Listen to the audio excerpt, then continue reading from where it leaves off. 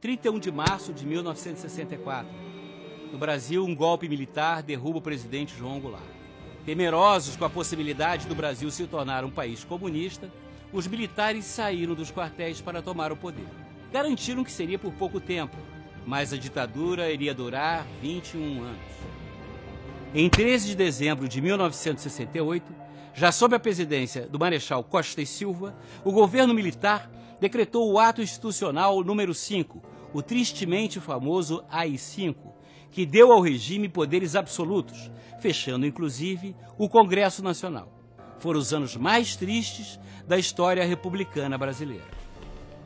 Tentando manter as aparências de uma democracia, o regime militar autorizou a existência de dois partidos políticos: a Arena, que apoiava os militares, e o MDB, que reunia num enorme balaio de gatos o que se poderia chamar de oposição.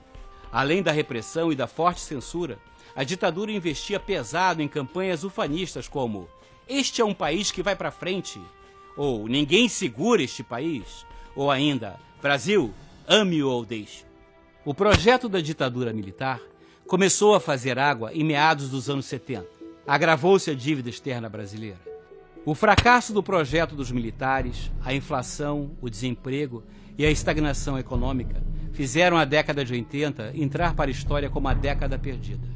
Em 15 de janeiro de 1985, o Colégio Eleitoral elege Tancredo Neves presidente da República, em oposição ao candidato do governo, o notório Paulo Salim Maluf.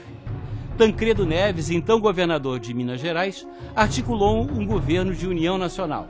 Ao seu lado estava o neto Aécio, 25 anos, braço direito do avô. Infelizmente, na véspera da posse, Tancredo Neves, acometido de grave infecção, foi hospitalizado em Brasília. Depois de longa agonia, Tancredo acabou falecendo em 21 de abril de 1985, dia de Tiradentes, o patrono da independência. Convocada pelo vice-presidente José Sarney, que assumiu a presidência da República no lugar de Tancredo Neves, a Assembleia Nacional Constituinte começou a elaborar uma nova carta capaz de fortalecer a democracia após 21 anos de regime militar. Para presidir a Constituinte, foi eleito o deputado Ulisses Guimarães, histórico defensor da liberdade e da democracia. Lá se encontrava, eleito por Minas Gerais, o jovem deputado federal Aécio Neves. Apesar da maioria notadamente conservadora, a Constituição de 1988 tem como característica uma grande influência da social-democracia. E por isso mesmo, quando foi promulgada em 2 de setembro de 1988, acabou batizada de Constituição Cidadã. A bancada do PT, à época, votou contra a Constituição de 1988, que ainda está vigente no Brasil. Em 1989, depois de 25 anos, os cidadãos brasileiros foram às urnas para eleger o presidente da República. De um lado estava o ex-governador de Alagoas, Fernando Collor de Mello, famoso por ser caçador de marajás. Do outro, representando a esquerda aglutinada, estava Luiz Inácio Lula da Silva. Fernando Collor elegeu-se presidente e, amparado em ações de propaganda, impôs um estilo de governar autoritário e arrogante. Para combater a inflação, decretou o confisco da poupança dos brasileiros.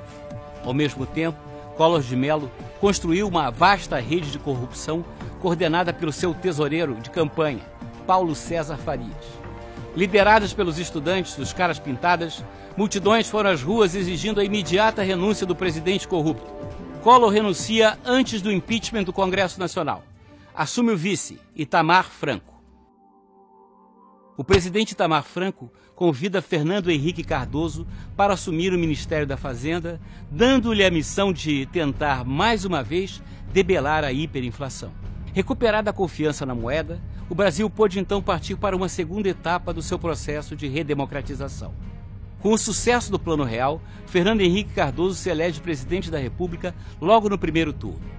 Com Fernando Henrique Cardoso, mais que estabilizar a economia, se aprofundaram os marcos institucionais da democracia no Brasil. Presidente da Câmara dos Deputados, Aécio Neves implementou um pacote ético no Legislativo. Após 2 mandatos consecutivos, Fernando Henrique Cardoso passa a faixa presidencial para Luiz Inácio Lula da Silva. Lula encontrou um país com as contas em ordem, uma moeda estável e com a democracia consolidada. Populista e carismático, Lula decide reescrever a história, propagando que nada de bom havia no Brasil antes do seu governo. instalou o maniqueísmo na política oficial. Quem for contra o governo petista é contra o Brasil. O governo do PT adota campanhas publicitárias triunfalistas, faz ameaças contra a livre manifestação da imprensa, acusa a oposição de entreguista e acaba elegendo Dilma Rousseff, a mãe do PAC, a gerente competente, para dar continuidade ao projeto petista. Após a denúncia da Procuradoria-Geral da República, o Supremo Tribunal Federal condena os envolvidos no mensalão, caracterizado como um ataque criminoso e deliberado contra a democracia e a Constituição do Brasil. O governo Dilma não passa de uma continuação melancólica do governo de Lula. Apresentada por seu mentor como gestora competente, revela-se um fracasso tanto na condução da economia como na política. No plano econômico, o país apresenta os mais baixos índices de crescimento da história republicana. Por outro lado, a inflação ganha corpo. A crise da infraestrutura é generalizada. Faltam estradas, portos, aeroportos e energia. A saúde, a educação, a segurança, os sistemas de mobilidade urbana, nada atende bem a população, que cada vez mais revoltada, explode aqui e ali, em manifestações violentas.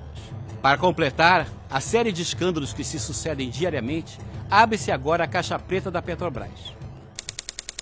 O Brasil se encontra frente a uma encruzilhada histórica.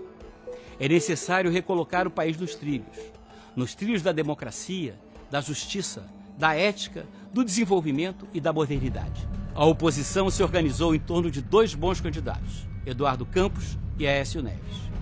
É o senador mineiro, porém, quem mais se qualifica politicamente para catalisar a mudança. Sua história de vida, desde quando acompanhou seu avô Tancredo Neves, passando pelo governo de Minas Gerais e pelo Congresso Nacional, o credencia para iniciar um novo ciclo na política brasileira.